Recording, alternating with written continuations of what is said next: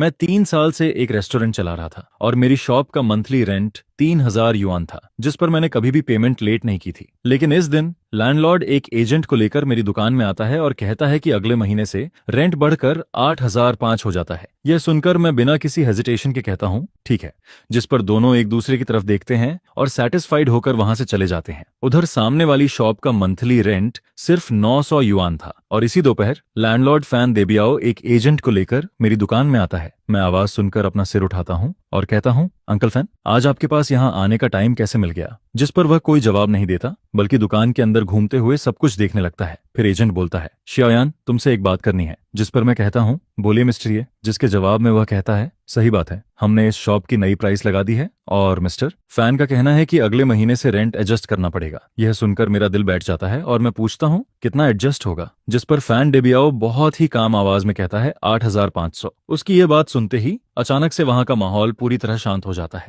फिर मिस्टर ये कहता है, ये तो ऑलरेडी फ्रेंडशिप प्राइस है। इस सड़क पर लोगों का फ्लो देखो, 8,500 कोई ज्यादा नहीं है। अगर तुम एग्री नहीं करते तो हमें यह शॉप किसी और को रेंट पर देनी पड़ेगी और फिर इसका प्राइस इससे भी ज्यादा हो जाएगा। 3,000 से सीधा 8,500 मंथली रेंट हो जाता है, जबकि मेरा छोटा रेस्टोरेंट सुबह से रात तक चलता है और प्योर प्रॉफिट मुश्किल से महीने का 10,000 युआन होता है। जिस पर फैन डेबियाओ मेरी तरफ बिना किसी रिएक्शन के देखता रहता है। उसके होंठों पर हल्की सी स्माइल और गहरी हो जाती है, जैसे उसे सब कुछ पहले से पता हो। उसे ऐसा फील होता है कि मैं ये जगह छोड़ नहीं सकता और उसे पूरा भरोसा था कि मैं मान जाऊंगा। जिस पर मैं एक गहरी सांस लेता हूँ और कहता हूँ, ठीक है, मैं रेंट बढ़ा दूंगा। मेरी बात सुनकर फैन देबियाओ बहुत खुश हो जाता है। फिर शियाओयान भी स्माइल करने लगता है और कहता है, मुझे पता था तुम एक स्मार्ट बच्चा हो। फिर वह कहता है, तो कल कॉन्ट्रैक्ट साइन कर लेते हैं। जिस पर मिस्टर ये भी कहता है, तुम्हारी बिजनेस सेंस बहुत अच्छी है, तुम्हारा काम आगे और भी अच्छा चलेगा। फिर वह कहता है, अच्छा, अब हम तुम्हें पैसा कमाने से डिस्टर्ब नहीं करते, मेहनत से काम करो, मुझे तुम पर पूरा भरोसा है। इसके बाद दोनों सेटिस्फाइड होकर वहां से चले जाते हैं और मैं वहीं खड़ा होकर उनकी सीढ़ियों से नीचे जाती हुई फुटस्टेप्स सुनता रहता हूँ, जिस पर मैं खुद को हंसने से रोक नहीं पाता। फिर जब उनकी आवाज पूरी तरह गायब हो जाती है, तब मैं अपना फोन निकालता हूँ और एक कॉल करता हूँ। हेलो, शाओगू बोल रहे हो? मैं मार्विन बोल रहा हूँ। जिस पर दूसरी तरफ से आवाज आती है, ब्रदर ये क्या हुआ? फिर मैं कहता हूँ, तुमसे एक बात पूछनी है। मेरी दुकान के सामने वाली जो शॉप पिछले 6 महीने से खाली पड़ी है, क्या वो अभी भी अवेलेबल है? जिसके जवाब में शाओगू कहता है, हाँ, वो तो रोज लटकी रहती है। उसका लैंडलॉर्ड तो लगभग परेशान हो चुका है। क्यों ब्रदर, तुम्हारे दिमाग में कोई आइडिया आया है क्या? फिर मैं पूछता हूँ, उसका मंथली रेंट कितना है? जिस पर वह कहता है, पहले तो 1,500 था, लेकिन अब लैंडलॉर्ड कह रहा है कि अगर कोई 900 भी दे दे तो वह तुरंत शॉप दे देगा, क्योंकि वह विदेश जा रहा है और उसे जल्दी में यह दुकान ट्रांसफर करनी है। यह सुनकर मैं तुरंत कहता हूँ, 900 तो 900, और अगर वह नया रेंट होने पर लॉन्ग टर्म कॉन्ट्रैक्ट साइन कर सकता है तो उसे बोलो कि मैं यह जगह 1,000 में 5 साल के लिए रेंट पर लेता हूँ। अभी के अभी साइन करवाओ। मेरी बात सुनकर शाओगुजा हैरान हो जाता है और कहता है, ब्रदर ये अभी आप उधर वाली शॉप नहीं रखोगे क्या? जिस पर मैं कहता हूँ, नहीं, अब नहीं। तुम कॉन्ट्रैक्ट लेकर लैंडलॉर्ड को शॉप के बाहर बुलाओ, मैं अभी पहुंचता हूँ। इसके बाद मैं फोन रखता हूँ और तुरंत दूसरा नंबर डायल करता हूँ। हेलो, क्या यह शनफा मूविंग कंपनी है? मुझे अभी के अभी शिफ्टिंग करनी है, एक्स्ट्रा पैसे चाहिए तो मैं दूंगा। एड्रेस है हुईमेन रोड नंबर 13। हो सकता है पूरी रात सामान शिफ्ट करना पड़े, लेकिन पैसे की कोई प्रॉब्लम नहीं है। जिस पर सामने वाला तुरंत तैयार हो जाता है। फिर फोन रखने के कुछ ही देर बाद एजेंट शाओ गोसिशिल और सामने वाली शॉप का लैंडलॉर्ड वहां पहुंच जाते हैं। मैं भी उसी समय वहां पहुंचता हूं। सामने वाली शॉप का लैंडलॉर्ड करीब 50 साल का आदमी था। वह मुझे देखकर पूछता है, तुम ये जगह रेंट पर लेना चाहते हो? जिस पर मैं कहता हूँ, हाँ, मैं ही रेंट पर लेना चाहता हूँ। फिर शाओ गुज भी उसके पास खड़ा होकर कहता है, ब्रदर लियू यही हैं ब्रदर ये, जिनके बारे में मैंने आपको बताया था। ये सामने रेस्टोरेंट चलाते हैं, इनका बिजनेस बहुत अच्छा चलता है, बिल्कुल भरोसेमंद इंसान है। इसके बाद ब्रदर लियू शॉप का दरवाजा खोलता है। अंदर पूरा खाली पड़ा होता है। यह मेरी शॉप से थोड़ा बड़ा था और इसका लेआउट भी ज्यादा स्क्वायर था। साथ ही यहाँ पानी और बिजली भी पहले से लगी हुई थी। जिस पर ब्रदर लियू थोड़ा शर्माते हुए कहता है, ये जगह काफी समय से खाली पड़ी है। फिर मैं कहता हूँ, ठीक है, 901 महीने और कॉन्ट्रैक्ट 5 साल का, सही है? जिस पर वह कहता है, हाँ बिल्कुल। फिर मैं आगे कहता हूँ, अगर आप सच में 1 महीने का डिपॉजिट और 3 महीने का रेंट एडवांस चाहते हैं तो मैं 1 महीने की जगह 12 महीने एडवांस दे देता हूँ। मेरी यह बात सुनकर ब्रदर लियू और गुड दोनों शॉक्ड रह जाते हैं। फिर मैं कहता हूँ, मैं हर महीने रेंट देने की टेंशन नहीं लेना चाहता। कॉन्ट्रैक्ट लाए हो ना? अगर सब सही है तो साइन करने के बाद मैं अभी पैसे ट्रांसफर कर देता हूँ। ये सुनकर ब्रदर लियू एक्साइटेड हो जाता है और तुरंत कॉन्ट्रैक्ट निकालता है। जिस पर शाओगू जल्दी से एक पेन लेकर आता है। फिर मैं कॉन्ट्रैक्ट हाथ में लेकर उसे एक एक लाइन ध्यान से पढ़ता हूँ। उसमें सब स्टैंडर्ड क्लॉज होते हैं। लीज पीरियड 5 साल की थी और रेंट भी फिक्स था, जिस पर मैं बिना किसी हेजिटेशन के आखिर में अपना नाम साइन कर देता हूँ। इसके बाद मैं उन्हीं दोनों के सामने ब्रदर लियो के अकाउंट में पैसे ट्रांसफर कर देता हूँ। फिर वह मुझे की देते हुए कहता है, बॉस अब से यह शॉप आपकी है। मैं वह की लेता हूँ और फिर बिना रुके वहां से वापस मुड़ जाता हूँ, जिस पर श्याओगु पीछे से भागकर आता है और कहता है, ब्रदर ये इतनी जल्दी किस बात की है? जिसके जवाब में मैं कहता हूँ, मुझे जल्दी है, मुझे तुरंत नई जगह स्टार्ट करनी है। फिर मैं वापस अपनी पुरानी दुकान की तरफ आता हूँ। वहां सड़क के किनारे एक बड़ा ट्रक खड़ा होता है और कुछ वर्कर्स वहां सिगरेट पीते हुए मेरा इंतजार कर रहे होते हैं। जैसे ही वे मुझे देखते हैं, उनमें से एक आगे आता है और कहता है, आप ही बॉस ये हैं? जिस पर मैं कहता हूँ, हाँ मैं ही हूँ, आप लोगों ने मेहनत की, उसका धन्यवाद। फिर वह कहता है, कोई बात नहीं, हम पैसे लेकर काम करते हैं। इसके बाद वह दुकान के अंदर झांक कर देखता है और कहता है, सारा सामान अंदर ही है ना? जिस पर मैं उन्हें अंदर लेकर जाता हूँ और फिर दुकान का पूरा सामान शिफ्ट होना शुरू हो जाता है। पहली नजर में इसे ऐसा मत समझना कि कुछ नहीं है, बस पैसे सही जगह पहुंचने चाहिए। जिस पर मैंने कहा, ब्रदर्स शुरू हो जाओ। फिर वर्कर्स तुरंत काम में लग जाते हैं। एक ग्रुप सामान खोलने लगता है, एक ग्रुप पैकिंग करता है और एक ग्रुप सामान उठाकर बाहर ले जाने लगता है। इसी बीच मेरा क्लर्क श्याओलिन भी मेरे बुलाने पर वहां आ जाता है। जैसे ही वह अंदर आता है, वह शॉक्ड होकर कहता है, ये क्या कर रहे हो? क्या तुम्हें यहाँ से निकाल दिया गया? जिस पर मैं उसे मसालों का एक बॉक्स पकड़ाते हुए कहता हूँ, नहीं, हम बस एक बेटर जगह पर जा रहे हैं। यह सुनकर वह पूछता है, जगह बदल रहे हो? कहाँ जा रहे हो? जिसके जवाब में मैं सामने वाली तरफ इशारा करते हुए कहता हूँ, वहां। जिस पर वह हैरानी से कहता है, वहां जो जगह पिछले 6 महीने से खाली पड़ी है। मैंने सुना है वहां भूत है। यह सुनकर मैं कहता हूँ, बेकार की बातों पर ध्यान मत दो। लैंडलॉर्ड को जल्दी में शॉप रेंट पर देनी थी, इसलिए वह सस्ती मिल गई। इसके बाद श्याओलिन ज्यादा कुछ नहीं पूछता और तुरंत मेरे साथ सामान पैक करने में लग जाता है। फिर देखते ही देखते रात के 3 बज जाते हैं और दुकान आखिरकार पूरी तरह खाली हो जाती है। मैं वर्कर्स को डबल पैसे देता हूँ, जिस पर वे स्माइल करते हुए वहां से चले जाते हैं और सुबह होने तक नई दुकान का पूरा सामान सेट हो चुका होता है। सुबह 7:30 बजे मैं नूडल्स का एक बाउल बनाता हूँ और खिड़की के पास बैठकर धीरे धीरे खाने लगता हूँ। जिस पर मेरी नजर सामने वाली पुरानी दुकान पर जाती है। उसका शटर पूरी तरह बंद होता है, जैसे किसी का चेहरा उतर गया हो। नूडल्स खाने के बाद मैं येज रेस्टोरेंट वाला पुराना साइन साफ करता हूँ और उसे नई दुकान के बाहर टांग देता हूँ। इसके बाद मैं एक लाल पेपर निकालता हूँ और उसे दरवाजे पर चिपका देता हूँ, जिस पर लिखा होता है, नई दुकान खुल गई है, पूरे रेस्टोरेंट में 20% डिस्काउंट है। फिर सुबह का टाइम निकलने लगता है,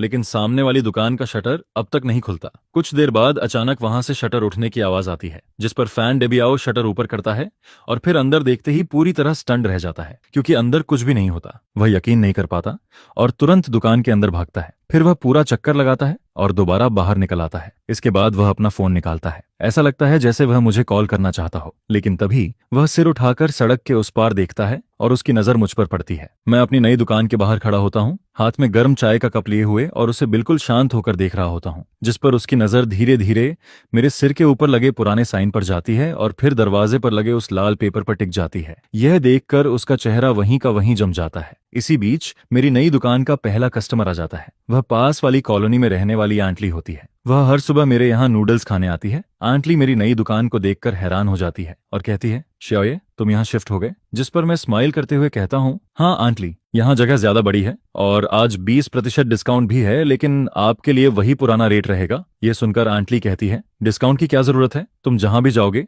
मैं वहीं आऊंगी। ये सब जरूर तुम्हारे उस ब्लैक हार्ट लैंडलॉर्ड की वजह से हुआ है। जिस पर मैं हल्का सा हंसते हुए कहता हूँ, पता नहीं, शायद वह अभी लाइफ के बारे में सोच रहा होगा। हमारी यह बात फैन डेबियाओ साफ सुन लेता है, जिस पर वह तुरंत सिर घुमाता है और मुझे ऐसे घूरने लगता है जैसे अभी मुझ पर अटैक कर देगा, लेकिन मैं उसे इग्नोर कर देता हूँ और वापस दुकान के अंदर चला जाता हूँ। फिर मैं आंटली से कहता हूँ, आपका नूडल्स अभी आ जाता है? इसके बाद फैन डेबियाओ सड़क के उस पार करीब आधे घंटे तक खड़ा रहता है और तब तक मेरी दुकान में 3 टेबल भर चुके होते हैं। जिस पर एक पुराना कस्टमर कहता है, श्याओये, ये नई दुकान तो पुरानी वाली से भी अच्छी है। मैं सोच रहा था सामने वाली दुकान आज तक खुल क्यों नहीं रही। मैं तो डर गया था, मुझे लगा तुम कहीं भाग गए। फिर दूसरा कस्टमर कहता है, श्याओ ये जैसा खाना बनाता है वह कहीं भी जाकर चमक सकता है। इसके बाद सारे पुराने कस्टमर आपस में बातें करने लगते हैं। वे सब आस पड़ोस के लोग होते हैं जिन्होंने 3 साल से मेरा खाना खाया था और मेरे काम और मेरे नेचर को अच्छे से जानते थे। जिस पर वे सब फैन डेबियाओ की तरफ देखते हैं। उनकी आंखों में उसके लिए थोड़ा कॉन्टेम्प्ट और थोड़ा मजाक साफ दिखता है। आखिरकार फैन डेबियाओ खुद को रोक नहीं पाता। वह गुस्से से भरा चेहरा लेकर सड़क पार करता है और सीधे मेरी नई दुकान की तरफ आने लगता है। यह देखकर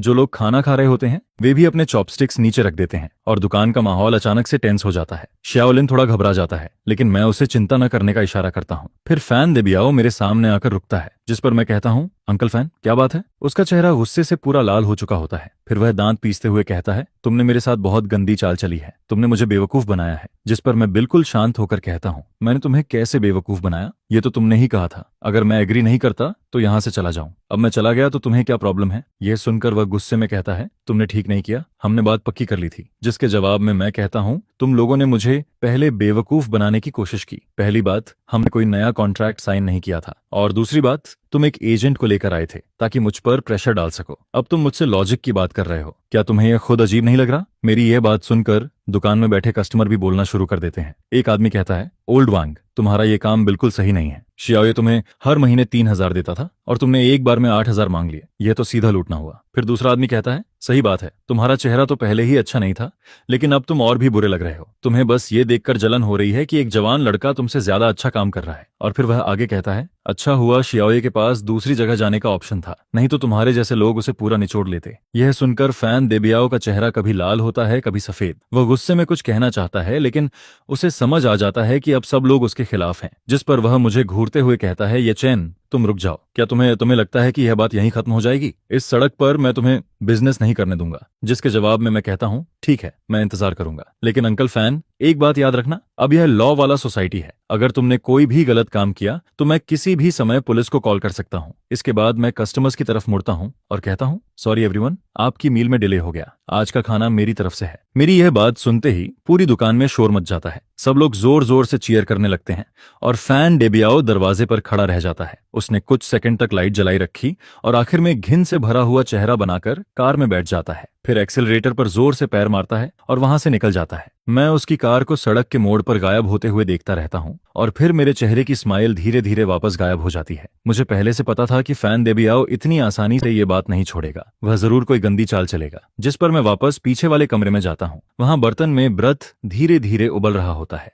और उसे देखते हुए मेरी आंखें धीरे धीरे ठंडी होने लगती हैं। फिर मैं मन ही मन कहता हूँ, जो भी करना है कर लो, अगर खेल खेलना है तो मैं भी आखिर तक खेलूंगा। नई दुकान का बिजनेस बहुत तेज चलने लगता है और इसी वजह से मेरी छोटी सी दुकान अचानक से इंटरनेट पर फेमस चेक इन पॉइंट बन जाती है, जिस पर कई दिनों तक दुकान पूरी तरह भरी रहती है। शाओलिन इतना बिजी हो जाता है कि उसे सांस लेने का भी टाइम नहीं मिलता। फिर मजबूरी में मैं एक आंट को काम पर रखता हूँ जो कस्टमर्स को खाना सर्व करती है, तब जाकर हम किसी तरह काम संभाल पाते हैं। उधर उस दिन बुरी तरह बेइज्जत होकर जाने के बाद फैन डेबियाओ दोबारा कभी मेरी दुकान के सामने दिखाई नहीं देता, लेकिन मैंने सुना था कि उसने अपनी पुरानी शॉप फिर से एजेंट को दे दी है और इस बार वह उसका रेंट 10,000 युआन मांग रहा है। जिस पर एजेंट भी हैरान हो जाता है, लेकिन फैन डेबियाओ को पूरा यकीन होता है कि अगर मेरा बिजनेस इतना अच्छा चल सकता है तो यह जगह भी इतनी ही कीमती है। उसे ऐसा फील होता है कि जल्दी ही कोई दूसरा आदमी आएगा और मेरी तरह वह भी उस दुकान को लेने के लिए तैयार हो जाएगा। लेकिन कई दिन बीत जाते हैं और उन दिनों में उसकी शॉप देखने तक कोई नहीं आता। वहां किसी एक इंसान की परछाई तक नहीं दिखती, जिस पर मुझे लगने लगता है कि वह इसी तरह बेवकूफ बना रहेगा। लेकिन तभी नई मुसीबत खुद चलकर मेरे पास आ जाती है। सबसे पहले शाओलिन दौड़कर मेरे पास आता है और घबराकर कहता है, ब्रदर ये आपने सुना? जिस पर मैं पूछता हूँ, क्या हुआ? फिर वह कहता है, बाहर लोग रूमर फैला रहे हैं कि हमारे रेस्टोरेंट का खाना साफ नहीं है। यह सुनकर मैं पूछता हूँ, किसने कहा? जिसके जवाब में शाओलिन कहता है, आज कई पुराने कस्टमर मुझसे पूछने आए थे। पास वाली ग्रोसरी शॉप वाला जो शेन हर जगह जाकर बोल रहा है कि हम सबसे सस्ता और घटिया मीट इस्तेमाल करते हैं, और फिर वह यह भी कह रहा है कि हम जो ऑयल इस्तेमाल करते हैं वह गटर से निकाला हुआ रिसाइकिल्ड ऑयल है। फिर शाओलिन गुस्से में कहता है, जोशन ऐसा अपने आप नहीं कर सकता। उसका फैन देबियाओ की वाइफ के साथ बहुत अच्छा रिलेशन है, दोनों साथ में महाजोंग खेलते हैं। और कुछ लोग तो ये भी बोल रहे हैं कि आपको फैन देबियाओ ने नहीं निकाला, बल्कि आप कई महीनों का रेंट नहीं दे पाए, इसलिए उसने आपको भगा दिया। और लोग ये भी कह रहे हैं कि आपका कैरेक्टर अच्छा नहीं है। ये सुनकर शाओलिन और ज्यादा गुस्से में आ जाता है और कहता है, इतनी बेकार बातें कौन मानेगा, ये तो बहुत ज्यादा हो गया। लेकिन मैं सब सुनकर समझ जाता हूँ, फैन डेबियाओ खुद सामने आने की हिम्मत नहीं कर रहा, इसलिए उसने अपनी वाइफ को आगे कर दिया है। और इस तरह की गंदी चाल सिर्फ वही लोग सोच सकते हैं। जिस पर उसी दोपहर फैन डेबियाओ की वाइफ शी यूफेन खुद मैदान में उतर आती है। वह सड़क के किनारे छोटी छोटी दुकानों के सामने खड़ी होकर अपनी कुछ जान पहचान वाली औरतों को साथ लेकर हर जगह मेरे बारे में बुरा बोलने लगती है। फिर वह जोर जोर से कहती है, अरे मैं तुम्हें बताती हूँ, उस रेस्टोरेंट वाले पर बिल्कुल भरोसा मत करना। उसके इंग्रेडिएंट्स सब सड़े हुए होते हैं। वह सब्जी मंडी से फेंकी हुई सब्जियां उठाकर लाता है और उसकी दुकान भी मेरी थी। हमने उस पर दया करके उसे जगह दी थी, लेकिन उसने पूरी दुकान गंदी और खराब कर दी। फिर वह रेंट भी नहीं देता था और आखिर में चुपचाप भाग गया। उसकी यह बात सुनकर कुछ ऐसे लोग जो सच नहीं जानते थे वे रुक जाते हैं और क्यूरियोसिटी में मेरी दुकान की तरफ देखने लगते हैं। उसी समय मेरी दुकान में भी कुछ कस्टमर खाना खा रहे होते हैं और यह सब सुनकर उनके चेहरे भी थोड़े खराब हो जाते हैं, जिस पर श्याओलिन का गुस्से से चेहरा सफेद पड़ जाता है। फिर वह एक झाड़ू उठाता है और बाहर भागने लगता है। वह गुस्से में कहता है, ब्रदर, मैं अभी जाकर उससे लड़ता हूँ। लेकिन मैं उसे पकड़कर वापस खींच लेता हूँ और कहता हूँ, अगर तुम उससे लड़ोगे तो तुम सीधे उसके ट्रैप में फंस जाओगे। वह तो यही चाहता है कि हम उससे सड़क पर झगड़ा करें और बात को बड़ा बना दें ताकि हमारी रेपुटेशन खराब हो जाए। जिस पर श्याओलिन पूछता है, तो फिर क्या करें, क्या हम उसे ऐसे ही बोलने दें? मैं शांत होकर कहता हूँ, वह अभी जितना ज्यादा बोलेगी बाद में उतनी ही बुरी तरह गिरेगी। इसके बाद मैं अपना मोबाइल निकालता हूँ और शे युफेन की तरफ कैमरा करके वीडियो रिकॉर्ड करना शुरू कर देता हूँ। मैं पूरे 5 मिनट तक उसकी वीडियो रिकॉर्ड करता हूँ। उस वीडियो में शे युफेन जोर जोर से मेरे खिलाफ झूठी बातें बना रही होती है और उसके साथ खड़े कुछ दूसरे शॉप वाले भी उसकी बातों में और मसाला डाल रहे होते हैं। फिर मैं फोन वापस रखता हूँ और दुकान में बैठे कस्टमर्स की तरफ देखकर कहता हूँ, मुझे यकीन है कि मेरे पुराने कस्टमर जानते हैं कि बाहर जो बातें कही जा रही हैं वह सब झूठ है और नए लोगों को भरोसा दिलाने के लिए मैं कल एक इवेंट रख रहा हूँ। सासरा हूँ। कल दोपहर ठीक 12 बजे हमारी किचन आधे घंटे के लिए सबके लिए खुली रहेगी। मैं चाहता हूँ कि आप सब अंदर आकर खुद देखें कि हम कौन सा राइस, कौन से नूडल्स, कौन सा ऑयल और कौन सा मीट इस्तेमाल करते हैं। मेरी दुकान में हर चीज साफ है और मैं पूरी ऑनेस्टी के साथ काम करता हूँ। मेरी यह बात सुनकर एक पुराना कस्टमर कहता है, शाओये, हमें तुम पर पूरा भरोसा है, कल मैं जरूर आऊंगा। फिर दूसरा आदमी कहता है, और मैं अपने पड़ोसियों को भी साथ लाऊंगा ताकि उन लोगों को दिखा सकें कि असली साफ सफाई किसे कहते हैं। जिस पर दुकान का माहौल अचानक से गर्म हो जाता है और सभी लोग मेरा सपोर्ट करने लगते हैं। उधर सड़क के उस पार खड़ी शे युफेन हमें देखकर गुस्से में मुंह बनाती है और फिर अपनी औरतों को लेकर वहां से चली जाती है। मैं उसकी दूर जाती हुई पीठ को देखता हूँ और मेरे होंठों पर हल्की सी ठंडी स्माइल आ जाती है। फिर मैं मन ही मन कहता हूँ, शे युफेन फैन देबियाओ, तुम्हें लगता है कि यह सब यहीं खत्म हो गया? असली खेल तो अभी बाकी है। और अगले दिन मेरी किचन ओपन इवेंट पूरी सड़क पर सबसे बड़ी खबर बन जाती है। मैं पहले ही कई दर्जन लीफलेट छपवा चुका होता हूँ और उन लीफलेट पर कुछ ज्यादा नहीं लिखा होता, बस एक लाइन लिखी होती है, जो सच से नहीं डरता वही सबसे अच्छा होता है। ये फैमिली रेस्टोरेंट आपको अपनी किचन अपनी आंखों से देखने के लिए बुलाता है। वह फ्लायर मैंने शाओलिन और कुछ पुराने कस्टमर्स को दे दिए और उनसे कहा कि इन्हें पास की कॉलोनी और ऑफिस बिल्डिंग में बांट दो। उस फ्लायर पर एक फोटो भी लगी होती है। वह उसी वीडियो का स्क्रीनशॉट था जो मैंने कल रिकॉर्ड किया था। उसमें शे युफेन का बिगड़ा हुआ चेहरा साफ दिख रहा होता है, लेकिन मैंने उसकी आंखों पर मोज़ेक लगा दिया था और उसके नीचे सिर्फ एक लाइन लिखी होती है, रूमर्स वहीं रुकते हैं जहां लोग सच समझते हैं। यह देखकर लोगों की क्यूरियोसिटी और बढ़ जाती है। अगले दिन दोपहर 11:30 बजे तक मेरी दुकान के बाहर लोगों की भीड़ लग जाती है। पूरा रास्ता लोगों से भर जाता है। हर कोई यही देखना चाहता है कि मैं खुद को कैसे प्रूव करूंगा। जिस पर फैन देबियाओ और शे युफेन भी वहां आ जाते हैं। दोनों भीड़ के बाहर खड़े होते हैं और उनके चेहरे साफ नहीं दिख रहे होते। फिर ठीक 12 बजे मैं समय पर किचन का दरवाजा खोल देता हूँ और कहता हूँ, सभी लोग वेलकम हैं, आप सब मेरी बैक किचन देख सकते हैं। कल रात मैंने पूरी किचन साफ की थी। वह इतनी साफ होती है कि जैसे उसमें चेहरा दिख जाए। फर्श पूरी तरह सूखा और साफ होता है। स्टेनलेस स्टील का स्टोव और काम करने वाली टेबल पर जरा सा भी डस्ट नहीं होता। दीवार पर हमारे एम्प्लॉयज के हेल्थ सर्टिफिकेट लगे होते हैं और कोने में डस्टबिन भी साफ सुथरे तरीके से रखे होते हैं। इसके बाद मैं सबको एक एक चीज दिखाना शुरू करता हूँ। फिर मैं कहता हूँ, यह हमारा राइस है, नॉर्थ ईस्ट वुचंग राइस, और यह हमारा ऑयल है, एक बड़ा ब्रांड नॉन जीएमओ। उसकी खरीदने की रिसीट भी दीवार पर लगी होती है, आप सब खुद देख सकते हैं। फिर मैं कहता हूँ, यह रिसीट कल की है और यह पोर्क है जो आज सुबह ही आया है। आप इसका कलर और इसकी इलास्टिसिटी देख सकते हैं। इसके बाद मैं सब्जियों की तरफ इशारा करता हूं और कहता हूं, मैं जो भी वेजिटेबल्स इस्तेमाल करता हूं उन्हें कम से कम 3 बार साफ पानी से धोया जाता है। यह सुनकर एक आदमी कहता है, यह किचन तो मेरे घर से भी ज्यादा साफ है। शाओये सच में बहुत ध्यान रखने वाला इंसान है। फिर दूसरा आदमी कहता है, अब मुझे बिल्कुल चिंता नहीं है, अब मैं यहाँ रोज खाना खाऊंगा। लेकिन तभी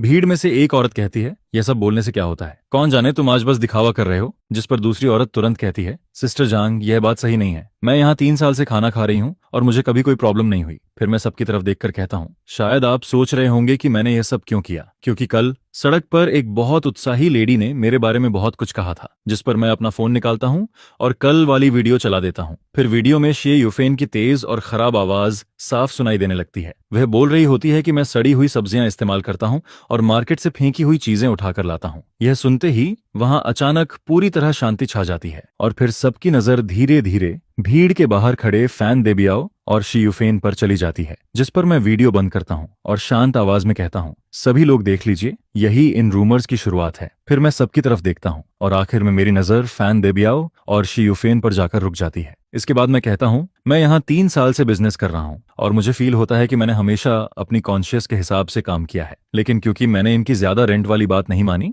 इसलिए इन्होंने अपनी वाइफ को भेजकर मुझे बदनाम करने की कोशिश की। फिर मैं लोगों से पूछता हूँ, क्या आपको ये सही लगता है? मेरी ये बात सुनते ही भीड़ अचानक गुस्से में भर जाती है। एक आदमी कहता है, ये तो बहुत ज्यादा गलत है। फिर दूसरा आदमी कहता है, यह तो पूरी तरह बेकार बात है। और तीसरा आदमी कहता है, तो असली बात यह थी, खुद का काम नहीं चला तो अब दूसरे को नुकसान पहुंचा रहे हैं। कितने शर्म की बात है। इसके बाद लोग फैन डेबियाओ और शी युफेन को जोर जोर से बुरा बोलने लगते हैं, जिस पर फैन डेबियाओ तुरंत अपनी वाइफ का हाथ पकड़ता है और दोनों वहां से भाग जाते हैं। उस दिन के बाद मेरी छोटी सी दुकान और भी ज्यादा फेमस हो जाती है और लोग उसे साफ सफाई और भरोसे की जगह मानने लगते हैं। उसी दोपहर एक जवान लड़का सामने वाली फैन डेबियाओ की दुकान देखने आता है। वह वहां मिल्क टी शॉप खोलना चाहता था, लेकिन जब उसे पूरी बात पता चलती है तो वह सिर हिलाता है और कहता है कि ऐसे लैंडलॉर्ड के साथ काम करना बहुत डरावना है। फिर वह बिना कुछ बोले वहां से चला जाता है, जिस पर मैं सामने वाली उस दुकान का बंद शटर देखता हूँ, जो अब भी पहले की तरह बंद पड़ा होता है। उसे देखकर मेरे मन में एक अजीब सी शांति आती है। फिर मैं मन ही मन कहता हूँ, फैन डेबियाओ,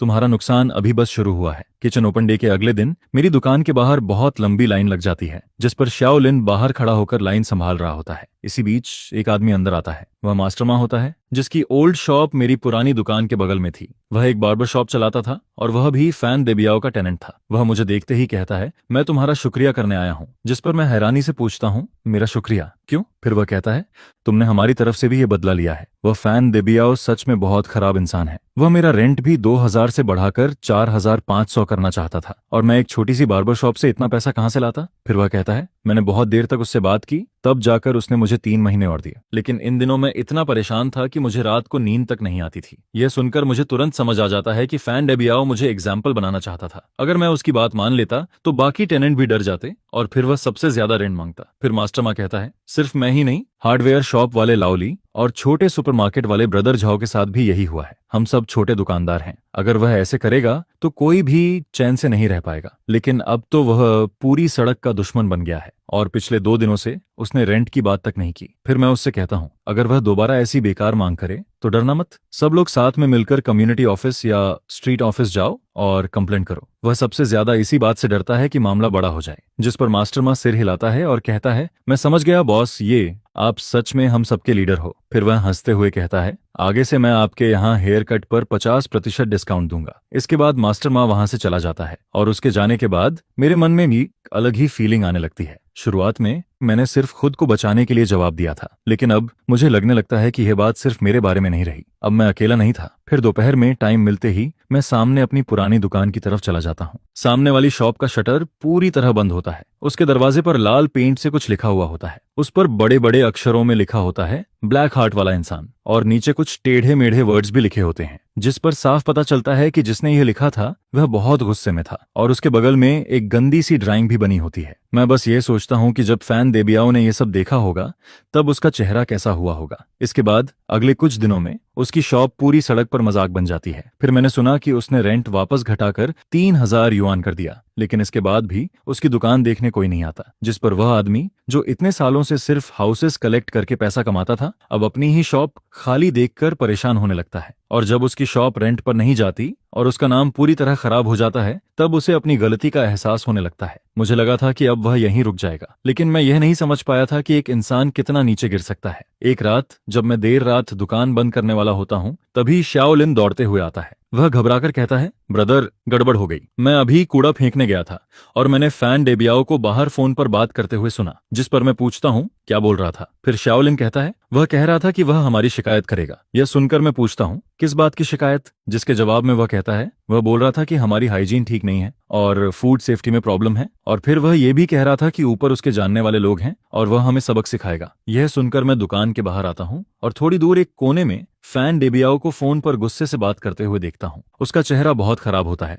और वह लगातार किसी को डांट रहा होता है। फिर अगली सुबह सच में मुसीबत मेरे दरवाजे पर आ जाती है। सबसे पहले 3 लोग यूनिफॉर्म पहनकर मेरी दुकान में आते हैं। वे मार्केट सुपरविजन ब्यूरो के लोग होते हैं। फिर उनमें से एक कहता है, हम लोगों को शिकायत मिली है कि यहाँ फूड सेफ्टी में बड़ी प्रॉब्लम है, इसलिए हमें अचानक इंस्पेक्शन करनी है। ये सुनकर दुकान में बैठे कस्टमर भी खाना रोककर उनकी तरफ देखने लगते हैं, जिस पर मैं बिल्कुल शांत होकर कहता हूँ, जरूर, आप चेक कीजिए, हम पूरा कोऑपरेट ऑपरेशन करेंगे। फिर शाओलिन हमारे सभी वर्कर के हेल्थ सर्टिफिकेट निकालकर उन्हें दे देता है और मैं उन्हें किचन और स्टोर रूम की तरफ लेकर जाता हूँ। इसके बाद वे लोग बहुत ध्यान से चेक करना शुरू करते हैं। वे इतने ध्यान से सब कुछ देखते हैं जैसे छोटी से छोटी कमी ढूंढना चाहते हो। एक आदमी टॉर्च लेकर स्टोव और कोनों की दरार तक चेक करता है। दूसरा आदमी रेफ्रिजरेटर खोलकर टेम्परेचर मेजर करता है और फ्रीजिंग और कूलिंग दोनों देखता है। तीसरा आदमी मेरी खरीदारी की लिस्ट और हर इंग्रेडिएंट की एक्सपायरी डेट ध्यान से देखने लगता है। लेकिन क्योंकि किचन ओपन डे के बाद से मैं अपनी किचन को और भी ज्यादा साफ रख रहा था, इसलिए वहां कोई कमी मिलती ही नहीं। जिस पर काफी देर बाद उनमें से एक आदमी कहता है, आपकी हाइजीन पूरी तरह नियमों के हिसाब से है, हम इसकी रिपोर्ट बना देंगे। और फिर वह कहता है,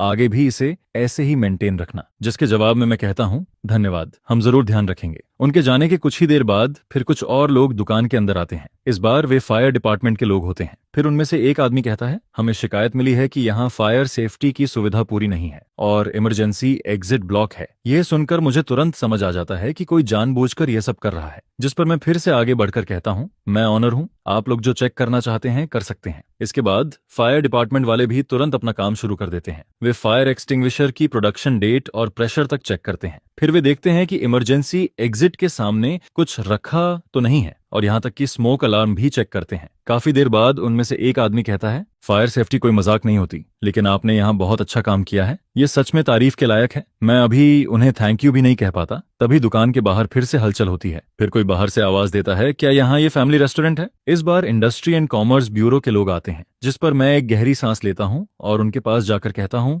हेलो, मैं ऑनर हूँ, इस बार क्या प्रॉब्लम है? फिर मैं अपना नया बिजनेस लाइसेंस उन्हें दे देता हूँ। उस पर लीगल रिप्रेजेंटेटिव के तौर पर मेरा ही नाम लिखा होता है। इसके बाद वे लोग मेरी दुकान के बाहर लगे उस रेड पेपर की तरफ इशारा करते हैं जिस पर लिखा होता है, नई दुकान खुली है, 20% डिस्काउंट। फिर वे मुझसे पूछते हैं, क्या आपने इसके लिए रिपोर्ट किया था? जिसके जवाब में मैं कहता हूँ, यह सिर्फ शॉर्ट टर्म प्रमोशन है और यह पूरी तरह कानून के अंदर है। इसके बाद वे लोग पूरी दुकान में घूमकर सब कुछ देखते हैं, लेकिन आखिर में उन्हें भी कोई प्रॉब्लम नहीं मिलती। जिस पर टीम का लीडर जाते जाते मेरी तरफ देखता है और कहता है, बिजनेस करना आसान नहीं होता, लेकिन जब तक आपके पेपर सही हैं और आप कानून के हिसाब से काम करते हैं, तब तक कोई भी आपका कुछ नहीं बिगाड़ सकता। जिसके जवाब में मैं कहता हूँ, धन्यवाद। फिर तीसरी टीम के जाने के बाद दुकान में बैठे कस्टमर जोर जोर से बातें करने लगते हैं। एक आदमी कहता है, श्याओ, ये अब देखना, उस हरामी के पास और कौन सी चाल बची है। फिर दूसरा आदमी कहता है, जिसे डर नहीं होता वही सच में मजबूत होता है, हम सब तुम्हारे साथ हैं। उनकी यह बात सुनकर मेरी आंखें थोड़ी भर जाती हैं। फिर मैं खुद को संभालता हूँ और कहता हूँ, धन्यवाद, सच में धन्यवाद। इसके बाद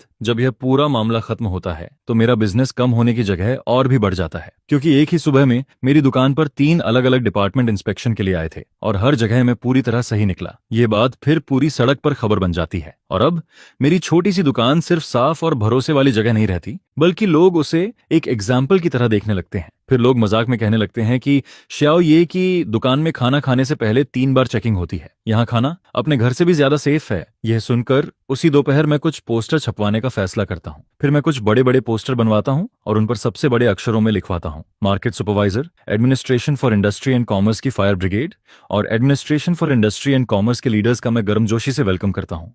जिसके बाद मैं सबके सामने कहता हूँ कि अथॉरिटी डिपार्टमेंट्स की सख्त रिव्यू के बाद हमारी स्टोर ने food safety, fire safety, legal operation और बाकी सभी चीजों में पूरी तरह स्टैंडर्ड्स को मीट किया है, जिस पर बेसमेंट में एक छोटी सी लाइन भी ऐड कर दी गई है। इसके बाद मैं कहता हूं कि सभी लोग यहां आकर टेस्ट कर सकते हैं और फिर मैं इस पोस्टर को अपनी स्टोर के दरवाजे पर सबसे ज्यादा दिखाई देने वाली जगह पर लगा देता हूं, जिस पर मैं वो वाला बैनर भी हाथ में पकड़ लेता हूं जिस पर लॉ एनफोर्समेंट नोटाराइजेशन और लोगों की प्रॉस्पेरिटी लिखा होता है। फिर मैं ढोल नगाड़ों के साथ उसे लेकर सड़क पर निकल जाता हूं और सब लोगों के सामने उनका शुक्रिया करता हूं कि उन्होंने मेरे जैसे छोटे बिजनेस का इतना ध्यान रखा, जिस पर उन्हें भी पता होता है कि इसके पीछे का छोटा सा खेल क्या है। लेकिन जब वो इतने सारे नेबर्स को वहां खड़ा देखते हैं तो वो सिर्फ मुस्कुराकर इस प्रॉस्पेरिटी को एक्सेप्ट कर पाते हैं, जिस पर उन्हें मजबूरी में हंसते हुए मेरे यूनिक प्रोडक्ट को क्रॉस करना पड़ता है और मुझे एक्सीलेंट मर्चेंट का रिप्रेजेंटेटिव बनाना पड़ता है। इसके बाद मैं पूरी सिचुएशन को उल्टा घुमा देता हूं और पूरी सड़क पर तहलका मच जाता है, जिसे देखकर हर कोई पूरी तरह शॉक्ड रह जाता है और फिर इतनी जोर से हंसने लगता है कि लोग हंसते हंसते दोहरे हो जाते हैं। यह सब देखकर ऐसा लगता है जैसे वैन डेबियाओ का चेहरा जमीन पर घिस रहा हो और फिर एन भी जमीन पर बार बार हाथ रगड़ता रहता है।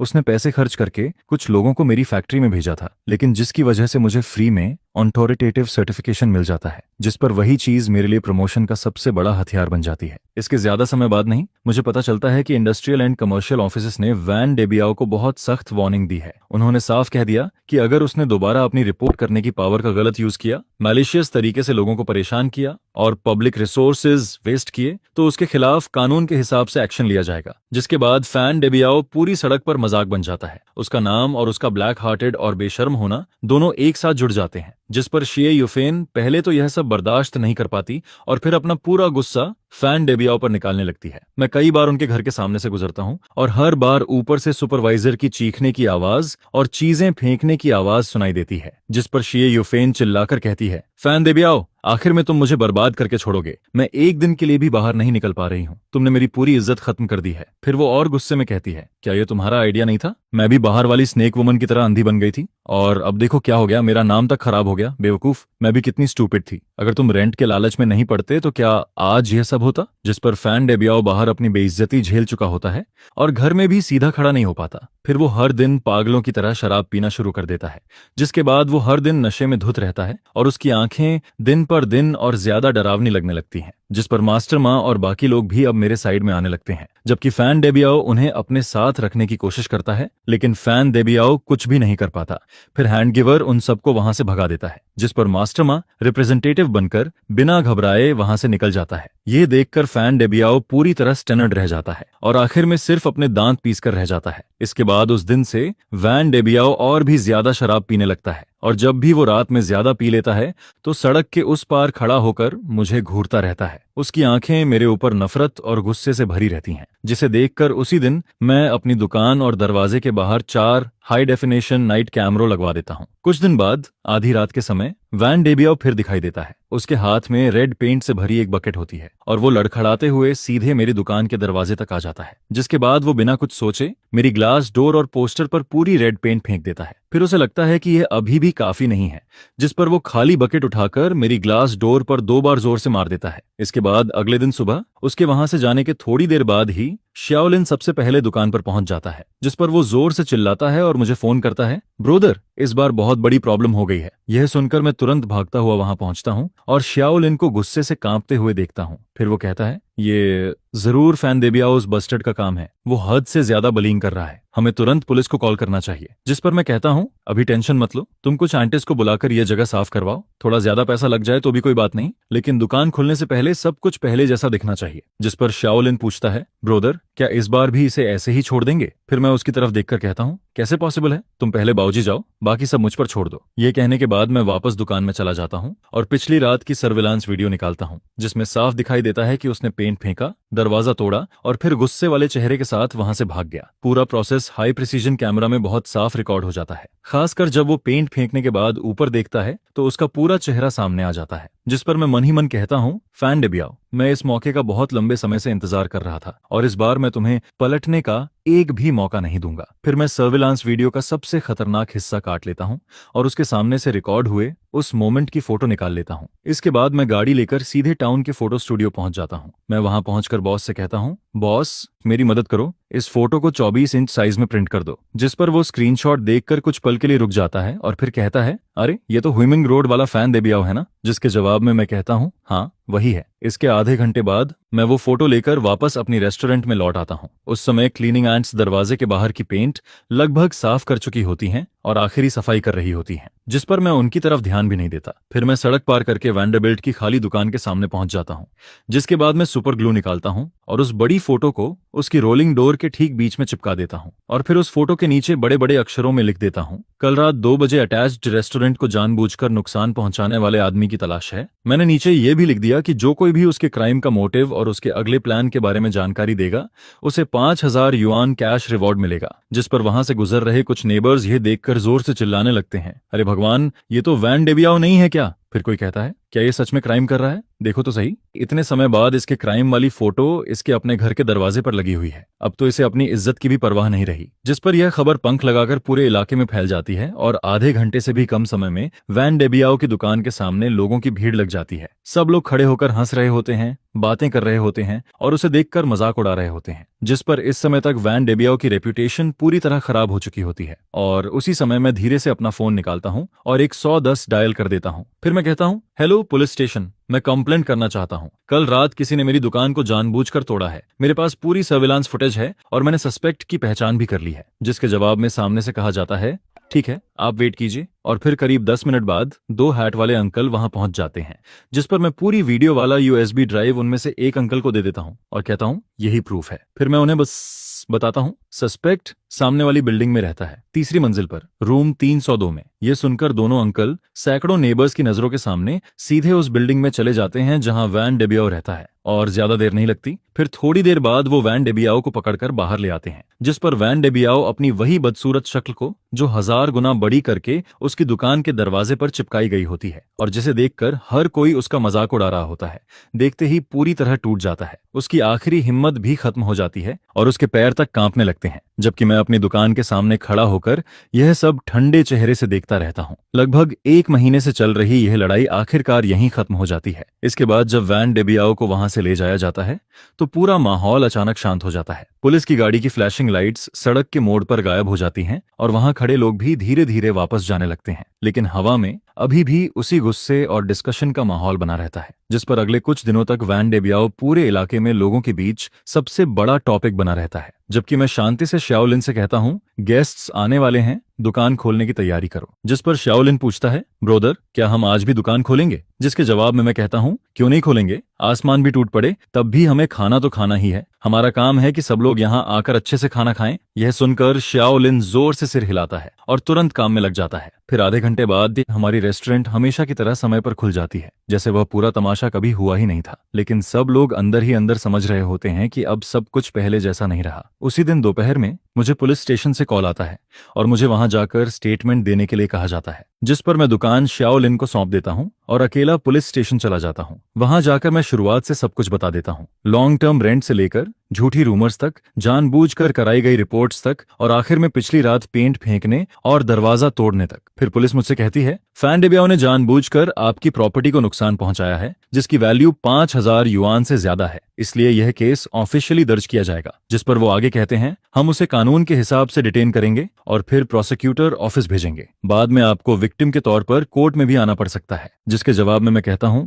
मैं पूरा कोऑपरेट करूंगा। और फिर पुलिस स्टेशन से बाहर निकलने के बाद मैं गहरी सांस लेता हूं, जिस पर मुझे लगता है कि पिछले कई दिनों से मेरे सीने में जमा सारा बोझ आखिरकार खत्म हो गया है। फिर करीब आधे घंटे बाद जैसे ही मैं अपनी दुकान के सामने पहुंचता हूं, वहां पहले से खड़े लोगों का एक ग्रुप मेरी तरफ दौड़कर आ जाता है। जिस पर सबसे पहले मास्टर माँ मेरा हाथ पकड़ लेता है और एक्साइटेड होकर कहता है, बॉस, ये हमने सब सुन लिया, आपने बहुत अच्छा किया। आपने हम सबके लिए और पूरी सड़क के लिए यह किया है। फिर शियाओयान भी कहता है, बॉस, ये आगे कभी भी कुछ हो बस एक बार बोल देना, हम लोग हमेशा आपके साथ खड़े रहेंगे। जिस पर मैं हल्का सा मुस्कुराता हूं और कहता हूं, सब लोग इतना सीरियस मत हो, मैंने बस वही किया जो मुझे करना चाहिए था। आगे से सब लोग आराम से और सेफली अपना बिजनेस करो, इससे बेहतर कुछ नहीं है। फिर मैं कहता हूं, अंदर चलो, आज मैं सबको ट्रीट देता हूं। यह सुनकर सब लोग मेरे साथ दुकान के अंदर चले जाते हैं और कुछ ही देर में वहां हंसी और बातों की आवाजें भर जाती हैं। फिर वैन डेबियाओ की डिटेंशन के तीसरे दिन शियुफेन मेरी दुकान पर आ जाती है। उसका चेहरा बहुत थका हुआ और कमजोर लग रहा होता है। जिस पर वो आते ही मुझे देखकर कहती है, बॉस, ये। और फिर अगले ही पल वो सीधे मेरे सामने घुटनों पर बैठ जाती है और कहती है, बॉस, ये प्लीज एक बार दया कर दीजिए, मेरे आदमी को छोड़ दीजिए। फिर वो जल्दी जल्दी कहती है, अगर आप कहेंगे तो मैं आपकी हर भरपाई करूंगी, जो नुकसान हुआ है उसका पैसा दूंगी। जिस पर मैं ठंडे चेहरे से कहता हूँ, शियुफेन, उठो, तुम मेरी दुकान में हो और ये सब मेरे बिजनेस पर असर डाल रहा है। लेकिन शियुफेन उठती नहीं और कहती है, बॉस, ये। वो कुछ समय के लिए कंफ्यूज्ड हो गया था, उसने बहुत ज्यादा शराब पी ली थी, तभी उसने वह घटिया काम किया। अब उसे बहुत पछतावा हो रहा है। फिर वो रोते हुए कहती है, बस आप जाकर अंकल से कह दो कि आप उसे माफ करने को तैयार हो। अगर आप समझौते वाली लेटर साइन कर दोगे तो वो बाहर आ जाएगा। हम आपको पैसा देंगे, आपका पूरा नुकसान भरेंगे, डबल देंगे, नहीं ट्रिपल देंगे। जिस पर मैं हल्का सा हंस देता हूँ और फिर कहता हूँ, शियुफेन, तुम्हें सच में लगता है कि मैं यह सब सिर्फ पैसों के लिए कर रहा हूँ? यह सुनकर वो चुप हो जाती है। उसका मुंह खुला रह जाता है लेकिन उसके पास कोई जवाब नहीं होता। फिर मैं उसकी तरफ देखकर कहता हूँ, जब तुम लोग मुझे मजबूर कर रहे थे कि मैं रेंट को 3,500 से बढ़ाकर 8,500 कर दूं, तब तुम्हें सिर्फ पैसों की पड़ी थी। जब तुम बाहर जाकर ये रूमर्स फैला रही थी कि मैं गटर ऑयल और सड़ी हुई सब्जियों का यूज करता हूँ, तब तुमने ये नहीं सोचा कि तुम मेरी रेपुटेशन खराब कर रही हो। और जब उसने मैलिसियस रिपोर्ट करके मेरी दुकान बंद करवाने की कोशिश की और मुझे बैंकरप्ट करने की कोशिश की, तब उसने एक बार भी नहीं सोचा कि मेरे लिए कोई रास्ता छोड़े, जिस पर अब वो मेरी दुकान पर आकर मेरा दरवाजा तोड़ देता है। और तुम मुझसे कह रही हो कि वो बस कुछ समय के लिए कंफ्यूज्ड था। यह सुनकर शिए यूफेन का चेहरा और ज्यादा सफेद पड़ने लगता है। फिर मैं उसकी तरफ देखकर कहता हूँ, ये बात मेरी उसे माफ करने या ना करने की नहीं है। उसने कानून तोड़ा है और जो उसे मिलना चाहिए वो कानून की सजा और सीख है, ना कि मेरी माफी। मेरी माफी की कोई वैल्यू नहीं है और ना ही उससे वो बच सकता है। यह सुनकर शिए यूफेन की आंखें अचानक बदल जाती हैं। फिर वो दांत भींचकर कहती है, तो क्या तुम हम सबको खत्म करना चाहते हो? मरविन, तुम बहुत क्रूअल हो, तुम्हें इसका बदला मिलेगा। जिसके जवाब में मैं ठंडे चेहरे से कहता हूँ, मुझे नहीं पता मुझे बदला मिलेगा या नहीं, लेकिन मुझे इतना पता है कि उसका बदला उसके पास पहुंच चुका है। अब मेरी दुकान से बाहर निकल जाओ, नहीं तो मैं पुलिस को बुला दूंगा। इसके बाद एक रियल एस्टेट कंपनी का मैनेजर, जो हमेशा मेरी दुकान पर आता रहता था, खुद मेरे पास आता है। फिर वो कहता है, बॉस, ये क्या आपको इंटरेस्ट है कि आप अपनी रेस्टोरेंट हमारी नई प्रॉपर्टी में खोलें? हमने चेंगडोंग में एक नया कमर्शियल प्लाजा डेवलप किया है जो अगले साल ओपन होगा। आपकी कुकिंग स्किल और आपका कैरेक्टर दोनों हमें बहुत पसंद है। जिस पर वो आगे कहता है, हम आपको सबसे अच्छी जगह देना चाहते हैं और सबसे अच्छा रेंट भी आपके लिए रखा गया है। यह सुनकर मेरे सामने जैसे एक नया रास्ता खुल जाता है। एक नई ब्रांच खोलना, अपनी रेस्टोरेंट को एक ब्रांड बनाना और एक बिल्कुल नई दुनिया में कदम रखना, सब कुछ जैसे मुझे बुला रहा होता है। 1 महीने बाद वैन डेबियाओ को जानबूझकर प्रॉपर्टी डैमेज करने के जुर्म में गिल्टी ठहरा दिया जाता है और उसे 8 महीने की जेल की सजा मिल जाती है। जिसके बाद वैन डेबियाओ की दुकान और उसका घर बाहर से आए एक इन्वेस्टर खरीद लेते हैं और उसकी प्रॉपर्टी की प्राइस मार्केट प्राइस से लगभग 30% कम होती है। उसी समय उसकी पुरानी दुकान के बाहर स्कैफोल्डिंग लग चुकी होती है और अंदर वर्कर्स लगातार काम कर रहे होते हैं। हर तरफ हथौड़े और मशीनों की आवाज गूंज रही होती है। जिस रोलिंग डोर पर पहले पेंट फेंका गया था और जिस पर वो बड़ी फोटो लगी थी, उसे हटा दिया गया होता है और उसकी जगह अब एक नई ग्लास और वुडन वॉल लगाई जा रही होती है, जिस पर साफ दिखाई देता है कि वैन डेबियाओ का दौर अब खत्म हो चुका है। जबकि मेरी नजरें अब चेंगडोंग न्यू कमर्शियल प्लाजा की तरफ बढ़ चुकी होती हैं। उस प्रोजेक्ट की फाइल मेरे ड्रॉर में रखी होती है और इन दिनों मैं अपनी सिग्नेचर डिशेस को फिर से ऑर्गेनाइज करना शुरू कर देता हूँ। मैं कुकिंग प्रोसेस को स्टैंडर्ड बना रहा होता हूँ और फिर मैं एक ऑनलाइन बिजनेस मैनेजमेंट कोर्स में भी एडमिशन ले लेता हूँ, जिस पर शाओलिन मुझे देखकर हैरान हो जाता है और कहता है, ब्रोदर, हम अभी इतना अच्छा कर रहे हैं, फिर भी आप इतना क्यों कर रहे हो? जिसके जवाब में मैं कहता हूँ, शाओलिन, यह दुकान बस हमारी शुरुआत है। आगे हम इस शहर में दूसरी और तीसरी रेस्टोरेंट भी खोलेंगे। यह सुनते ही शाओलिन की आंखें चमकने लगती हैं। उसके चेहरे पर फ्यूचर को लेकर एक्साइटमेंट साफ दिखाई देने लगती है, क्योंकि चेंगडोंग न्यू कमर्शियल प्लाजा इस शहर के फ्यूचर डेवलपमेंट का सबसे बड़ा सिंबल है। यह एक नया बिजनेस एरिया है जिसे गवर्नमेंट सपोर्ट कर रही है। प्लान के हिसाब से वहां शॉपिंग, डाइनिंग, एंटरटेनमेंट और ऑफिस सब कुछ एक ही जगह होगा और उसका टारगेट इस शहर के सबसे यंग और सबसे ज्यादा पैसे खर्च करने वाले लोगों को अट्रैक्ट करना है। जिस पर स्क्वायर के सामने फर्स्ट फ्लोर पर जो जगह है जहां फाउंटेन बना हुआ है, वही पूरी कमर्शियल स्ट्रीट की सबसे बेस्ट लोकेशन मानी जा रही है। वहां सबसे ज्यादा लोग आने वाले हैं और उसके नीचे छोटे अक्षरों में रेंट प्लान भी लिखा होता है। पहले 2 साल तक बिल्कुल रेंट फ्री और तीसरे साल के बाद सिर्फ आधा रेंट। जिस पर मैनेजर चेन मुझसे कहता है, उन्हें सिर्फ आपकी कुकिंग नहीं पसंद आई, उन्हें आपकी रेप्यूटेशन भी पसंद आई है और उस पूरे हंगामे के दौरान आपने जो स्टबर्ननेस और स्मार्टनेस दिखाई थी, वही उन्हें सबसे ज्यादा पसंद आई। उन्हें आपके जैसे ऐसे मर्चेंट की जरूरत है जिसके पास अपनी स्टोरी हो और जिसके बारे में लोग बात करें, क्योंकि आपकी रेस्टोरेंट अब एक तरह से इस इलाके की पहचान बन चुकी है। लेकिन मेरे दिल में यह बात साफ होती है कि चाहे यह एक अपॉर्चुनिटी हो, लेकिन ह्यूमन रोड पर मैं नेबर्स की सपोर्ट और 3 साल में कमाए गए भरोसे के दम पर यहां तक पहुंचा हूं। अब एक नई जगह पर, नए बिजनेस एनवायरनमेंट में, जहां लोग ज्यादा पिकी होंगे और कंपटीशन भी बहुत ज्यादा होगा, वहां मुझे फिर से सब कुछ शुरू करना पड़ेगा। और सबसे बड़ा सवाल यह होता है कि मैं अपनी रेस्टोरेंट को कैसे कॉपी करूं, क्योंकि मेरी सबसे बड़ी ताकत यह है कि हर डिश का टेस्ट, हर मसाले का रेशियो मेरे दिमाग और मेरे हाथों में है। लेकिन अगर मुझे नई ब्रांच खोलनी है तो मुझे अपने हाथों की स्किल को एक ऐसे सिस्टम में बदलना पड़ेगा जिसे कोई भी सीख सके, कॉपी कर सके और उसी तरह फॉलो कर सके, जिस पर मैं हर डिश को डिटेल में लिखना शुरू कर देता हूँ।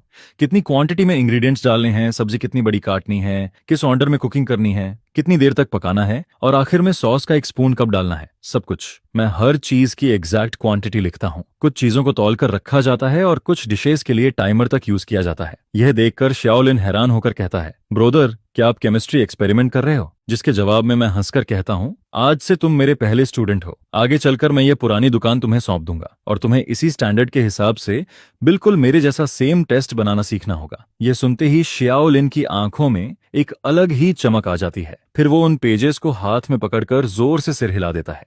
लेकिन सिर्फ स्टैंडर्डाइजेशन काफी नहीं है, मुझे ऐसे नए शेफ्स भी चाहिए जो पूरी किचन को संभाल सकें, क्योंकि किसी भी रेस्टोरेंट की फाउंडेशन शेफ जितनी ही इंपॉर्टेंट होती है। जिस पर मैं इंडस्ट्री में आने वाली रिक्रूटमेंट इन्फॉर्मेशन पर ध्यान देना शुरू कर देता हूं और अपने कुछ फूड सप्लायर से भी कहता हूं कि अगर कोई अच्छा आदमी मिले तो मुझे बताएं। उस समय चेंगडोंग की कंस्ट्रक्शन साइट पर हर तरफ ऊंचे टावर क्रेन और स्कैफोल्डिंग लगे हुए होते हैं। हवा में सीमेंट और मिट्टी की स्मेल फैली होती है, लेकिन मैं कंस्ट्रक्शन साइट के सामने खड़ा होकर उस बिल्डिंग को देखता रहता हूं जो धीरे धीरे शेप ले रही होती है, और उसे देखकर मेरे दिल में भी एक नई गर्मी उठने लगती है। क्योंकि वैन डेबियाओ मुझे खत्म करना चाहता था, लेकिन गलती से उसी ने मेरे लिए एक बड़ी दुनिया का दरवाजा खोल दिया और मेरी जिंदगी अब उस ऊंचाई की तरफ बढ़ रही होती है जिसके बारे में मैंने कभी इमेजिन भी नहीं किया था। 1.5 महीने बाद मैं ऑफिशियली चेंगडोंग न्यू कमर्शियल प्लाजा के डेवलपर के साथ दूसरी लीज साइन कर देता हूं, और साइनिंग वाले दिन मैनेजर चेन खुद वहां मौजूद होता है और साथ में कुछ लोकल मीडिया वालों को भी बुलाता है। जिस पर मैनेजर चेन सबके सामने कहता है, बॉस, ये ह्यूमन रोड का नाम है, ये एक लोकल बिजनेस है और इनकी स्टोरी हमारे समय के छोटे लोगों की स्पिरिट को दिखाती है। जिसके बाद जब ये न्यूज बाहर जाती है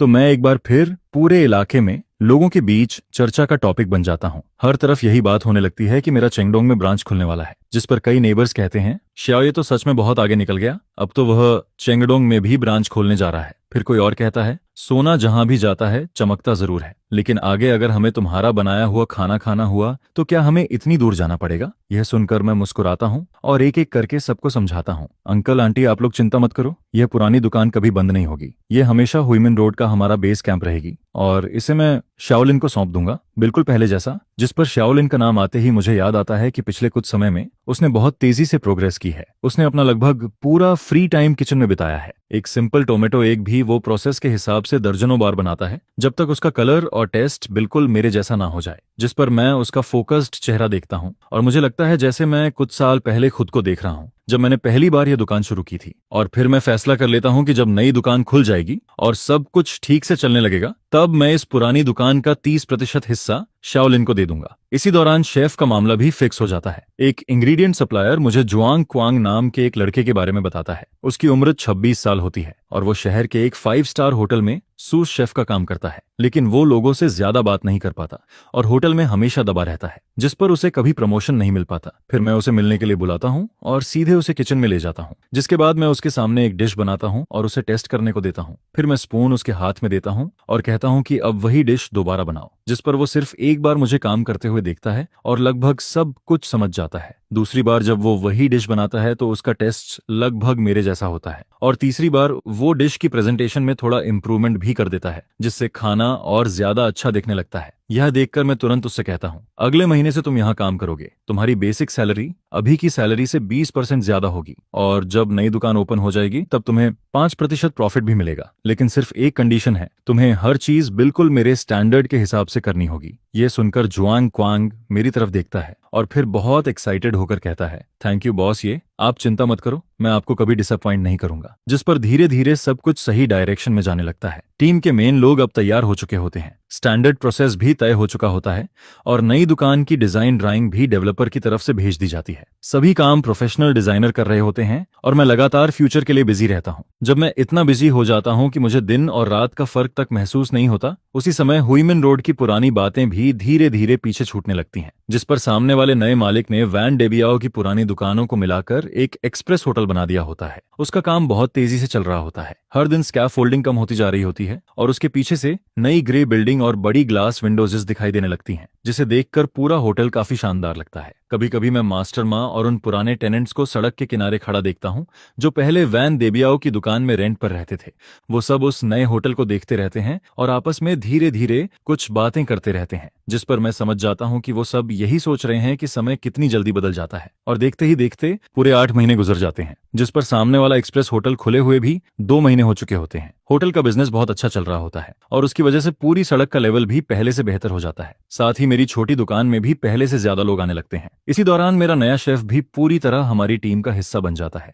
वो न सिर्फ मेरे बनाए हुए स्टैंडर्ड प्रोसेस को पूरी तरह फॉलो करता है, बल्कि अपने 5 स्टार होटल के एक्सपीरियंस से किचन मैनेजमेंट को भी और बेहतर बना देता है, जिस पर हमारी काम करने की स्पीड पहले से काफी बढ़ जाती है। और श्याओलिन भी अब वह पुराना लड़का नहीं रहता जो हर समय मुझे भाई कहकर पीछे पीछे घूमता था। अब वह खुद बहुत कॉन्फिडेंट हो चुका होता है। उसी समय चेंगडोंग न्यू कमर्शियल प्लाजा का कंस्ट्रक्शन भी आखिरी स्टेज में पहुंच जाता है और मेरी नई दुकान की डेकोरेशन भी तेजी से शुरू हो जाती है। साथ ही मैं येजिया रेस्टोरेंट का ट्रेडमार्क भी रजिस्टर करवा देता हूं और एक कैटरिंग कंपनी भी बना लेता हूं ताकि बिजनेस को और बड़ा किया जा सके। एक दिन मैं वॉल के साथ अगले सीजन के नए डिशेस के बारे में बात कर रहा होता हूं, तभी मेरी नजर अचानक एक ऐसे आदमी पर पड़ती है जो जाना पहचाना भी लगता है और अजनबी भी। वो वैन डेबियाओ होता है जो अब जेल से बाहर आ चुका होता है, जिस पर श्याओलिन मेरी नजर का पीछा करता है और फिर धीरे से कहता है, ब्रोदर ये वो आदमी। लेकिन मैं उसकी बात बीच में ही रोक देता हूं और कहता हूं, वो अब सिर्फ एक पुराना नेबर है, चलो आगे बात करते हैं। फिर मैं मेन्यू की तरफ देखकर कहता हूं, मुझे लगता है इस क्रिस्पी टोफू में सॉस की मिठास थोड़ी और बढ़ानी चाहिए। और फिर नई दुकान के ओपनिंग वाले दिन चेंगडोंग कमर्शियल प्लाजा भी ऑफिशियली पहली बार खुलता है। पूरे स्क्वायर में रंग बिरंगे फ्लैग्स लगे होते हैं और हर तरफ इतनी भीड़ और हलचल होती है कि पूरा माहौल बहुत लाइवली लगने लगता है। स्टोर के एंट्रेंस से लेकर पूरे स्क्वायर के बीच तक रेड कारपेट बिछा हुआ होता है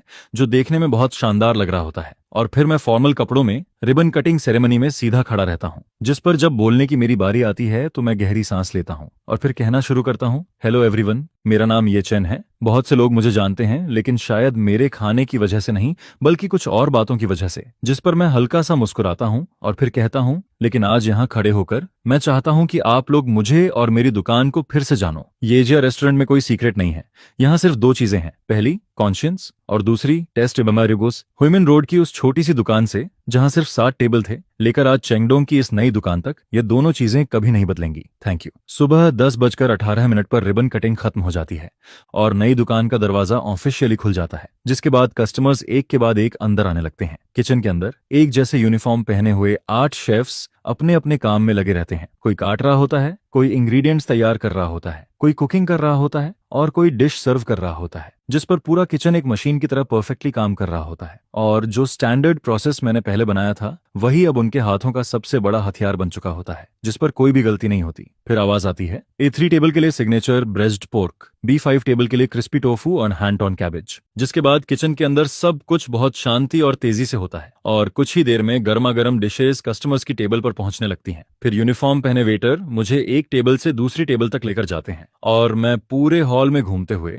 हर कस्टमर का रिएक्शन ध्यान से देखता हूं और उनकी बातें सुनता हूं। जिस पर कोई कहता है, यहाँ का एनवायरनमेंट बहुत अच्छा है। फिर कोई किचन की तरफ देखकर कहता है, इतना साफ किचन देखकर तो आराम से खाना खाया जा सकता है। हर तरफ सिर्फ तारीफ सुनाई देती है और ओपनिंग के पहले दिन ही नई दुकान का बिजनेस उम्मीद से कहीं ज्यादा अच्छा चलने लगता है, जिस पर रात तक सभी एम्प्लॉयज इतने थक जाते हैं कि चेयर पर बैठते ही सांस लेने लगते हैं, लेकिन उनके चेहरे पर थकान से ज्यादा एक्साइटमेंट और प्राउड दिखाई देता है। फिर फाइनेंस वाला मुझे पहले दिन की अर्निंग बताता है और वह नंबर लगभग हुइमिन रोड वाली पुरानी दुकान की कई दिनों की कमाई के बराबर होता है। यह देखकर मैं भी बहुत खुश होता हूँ, लेकिन ओपनिंग का पहला हफ्ता सबसे जरूरी होता है, इसलिए मैं लगातार बिजी रहता हूँ। जिस पर मैं चेंगडोंग वाली दुकान का रोज का काम जुआंग क्वान को सौंप देता हूँ और खुद वापस ह्यूमन रोड वाली पुरानी दुकान पर आ जाता हूँ। मुझे देखते ही श्याओलिन खुश होकर कहता है, बॉस ये आप वापस आ गए। फिर वो तुरंत हंसते हुए कहता है, जब बाहर वाले लोग ना हो तब मैं आपको फिर से ब्रदर कह सकता हूँ। यह सुनकर मैं भी मुस्कुरा देता हूँ। फिर श्याओलिन मुझे इस महीने का अकाउंट दिखाता है और कहता है, मैंने इस महीने का सारा हिसाब तैयार कर लिया है, आप देखो। जिस पर मैं अकाउंट देखकर कहता हूँ,